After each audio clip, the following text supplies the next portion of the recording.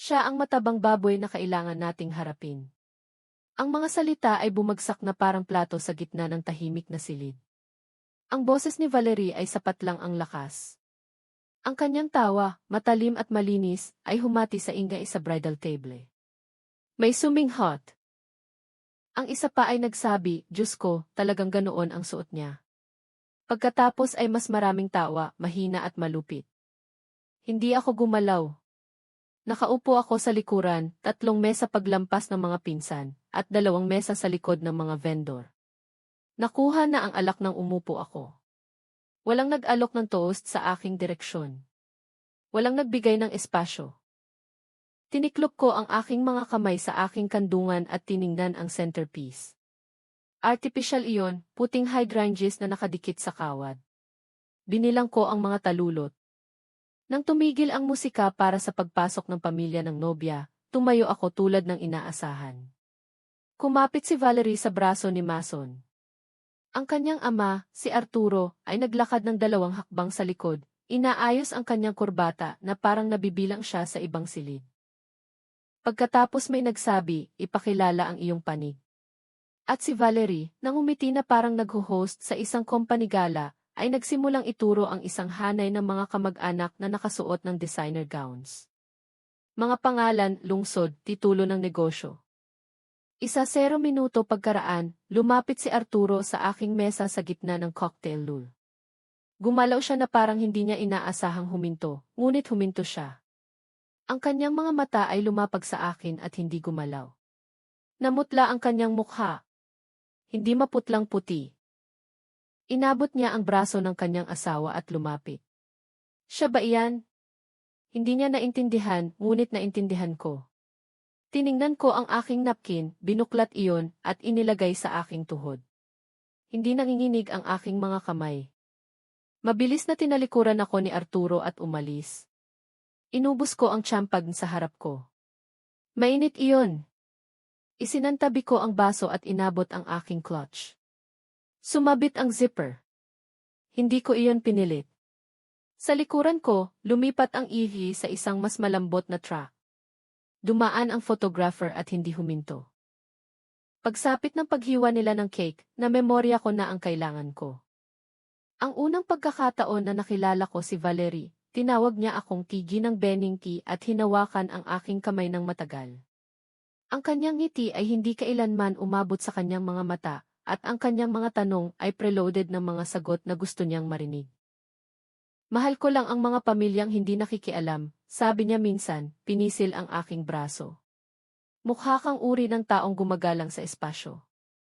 Ginawa niya itong parang papuri. Hinayaan ko siyang maniwala na tinanggap ko iyon bilang ganoon. Hindi ako kailanman kinontak ng wedding planner. Nalaman ko ang tungkol sa petsa sa pamamagitan ng text ni Mason. Maikli, magalang, walang detalye. Nang tanungin ko kung dapat ba akong mag-book ng hotel o manatili malapit, dumating ang kanyang sagot 6 na oras pagkaraan. Sabi ni Valerie, puno na ang hotel block. Subukan mo ang malapit. Kaya ginawa ko. Sa venue, dumating ako ng maaga upang mabasa ang seating chart bago pa man dumami ang tao. Wala ang pangalan ko doon.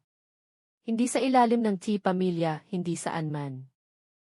Tiningnan ako ng isang hostess ng place card ko, at itinuro ako sa isang mesa malapit sa emergency exit, sa likod ng isang haligi, hindi nakikita. Dumaan sa akin ang photographer ng 3 beses sa oras ng cocktail. Isang beses habang nakatayo ako, isang beses habang nakaupo ako, isang beses habang nakikipag-usap ako sa isang tita na naaalala pa ang aking pangalan. Walang kahit isang litrato. Nang ipakilala ng issue ang mga pamilya, lumiwanag ang mukha ni Valerie. Naglista siya ng mga pangalan na parang mga tagumpay, mga arkitekto, fundraiser, legacy members ng isang bagay na hindi ko naintindihan. Ang kanyang panig ay pumalakpak ng may ritmo na parang isang pagtatanghal. Pagkatapos ay lumingon siya sa panig ni Mason. At syempre, sabi ng Easy, humihikbi sa card, isang mainit na pagbati kay Ginang Aludra, isang malapit na kaibigan ng pamilya. Walang pagwawasto mula kay Mason. Tumitig lang siya ng diretsyo. Hawak ang kamay ni Valerie. May bumulong sa malapit, iyan ba ang kanyang dating guro o ano? Umupo ako sa hapunan. Kinain ko ang kalahati ng tinapay, uminom mula sa baso ng tubig na naroon na sa mesa nang dumating ako. Sa isang punto, may pinsan na kumuha ng litrato ng lahat sa mesa maliban sa akin. Pagsapit ng panghimagas, sapat na ang nakita ko. Nagpunta ako sa banyo, kinandado ang isang stall at umupo. Hindi para umiyak, kundi para lang huminga. Hindi ito aksidente. Ito ay isang pagtatanghal. At maingat akong inilagay sa labas nito. Nang bumalik ako sa aking upuan, wala na ang name card ko. Sa lugar nito, isang nakatuping tala na nagsasabing, "Salamat sa pagdating." Iniwan ko iyon doon at umalis ako bago pa man ang paghagis ng baukwet. Kinabukasan ng umaga, nagkaroon sila ng post-wedding brunch sa rooftop ng hotel. Mga salaming dingding, sobrang sikat ng araw. Bawat mesa ay may label na calligraphy name cards at sprigs ng eucalyptus, as if that made things personal. Nakita ko ang aking upuan sa pamamagitan ng paghahanap ng nag-iisang walang pangalan. Dumating muli ang champagne. Tumanggi ako. Masaya si Valerie, perpekto pa rin ang lipstick, napakataas ng takong para sa pagdadalamhati. Naglilibot siya na parang ipinanganak sa ganito. Sa isang punto, isinabit niya ang kanyang braso sa braso ni Mason at inakay siya patungo sa isang mesa ng mga matatandang bisita na hindi ko nakilala. Pagkatapos ay tumaas ng kaunti ang kanyang boses. "Ito si Aludra," sabi niya, kinukumpas ako nang hindi nakatingin sa aking mga mata. Siya ang sitwasyon ni Mason. Nagkaroon ng kaunting pause. Pagkatapos ay may tumawa, isang magalang, mahinang tawa na parang sinusubukan nilang maging mabait. Ang isa pa ay humigop ng kanyang inumin upang itago ang isang ngiti. Lumingon ako kay Mason. Hindi siya tumingin sa akin. Pinaglaruan lang niya ang sulok ng isang napkin. Nagpatuloy ang brunch. Nagbigay ng mga toast. May nagpatugtog ng malambot na jazz sa isang upright piano. Wala akong kinain. Tumayo ako nang tumayo sila, pumalakpak ng inaasahan, ngumiti ng nararapat. Ngunit bawat tunog ay naglaho sa ilalim ng isang salita na umalingaw pa rin sa aking dibdib. Sitwasyon. Nang matapos ang pagtitipon, naghintay ako malapit sa elevator. Naabutan ako ni Mason nang bumukas ang mga pinto. "Ano ang nangyari kagabi?" tanong niya. Pumasok ako. Pinindot ko ang buton para sa lobby. Nanatili siya sa pintuan, hindi sigurado. "May sinabi ba si Valerie?" dagdag niya ng mas mahina. Tiningnan ko siya sa mata. "Dinala mo ako rito," sabi ko. Iyon lang ang nangyari. Isinara ang mga pinto sa pagitan namin. Naglakad ako pabalik sa hotel. 5 bloke lang, ngunit ang takong nasuot ko ay masakit sa buto. Hindi ko iyon inisip. Ang sakit ang nagpanatili sa akin sa kasalukuyan. Sa front desk, inabot nila sa akin ang isang mensahe. Isang bagay tungkol sa isang billing error. Tumango ako, kinuha ang sobre at bumalik sa aking silid nang hindi binubuksan. Umupo ako sa gilid ng kama, niluwagan ang strap sa aking bukong-bukong at huminga. Walang luha, tanging espasyo. Pagkatapos ay nag-vibrate ang aking telepono. Nag-vibrate ito ng isang beses sa nightstand. Hindi tawag kundi mensahe. Urgent, attempted access to dormant trust 411. Origin, Salgado Group. Binasa ko ito ng 2 beses. Pagkatapos ay pangatlong beses ng mas mabagal, na parang ang mga salita ay maaaring mag-ayos muli upang maging isang bagay na walang pinsala. Hindi. Umupo ako sa gilid ng kama nang hindi gumagalaw. Humuni ng mahina ang silid, hangin, kuryente, ang malalayong tunog ng trapiko na tumataas at bumababa na parang hininga. Hinayaan ko lang itong dumaan sa akin. Mga taon na ang nakalipas, natutunan ko na ang panik ay nag-aaksaya ng oras.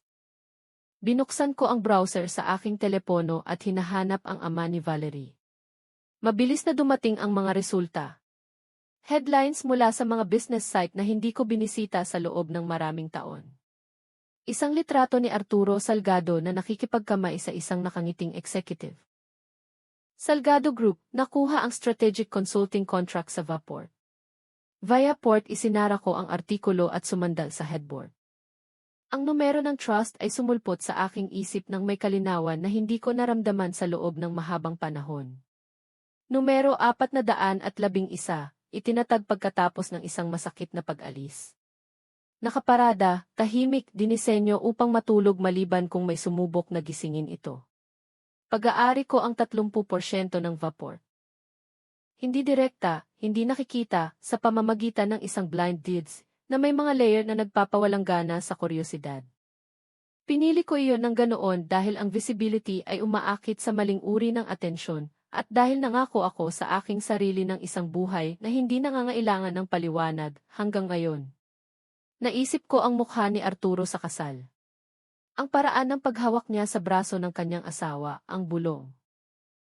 Hindi niya mapigilan. Ang pagkilala na hindi nanggaling sa alaala, kundi sa takot.